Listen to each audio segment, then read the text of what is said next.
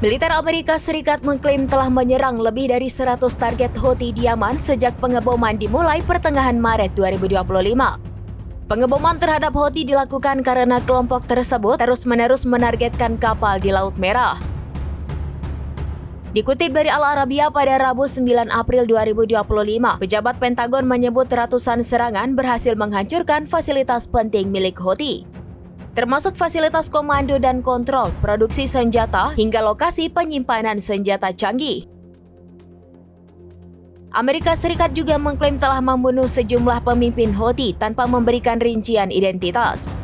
Di antara aset yang digunakan dalam operasi tersebut adalah pesawat pengebom siluman B-2 yang baru-baru ini dikerahkan.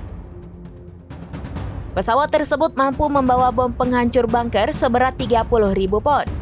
Pada Senin 7 April 2025, Menteri Pertahanan Amerika Serikat Pete Hegseth mengatakan bahwa pengeboman di Yaman masih berlanjut.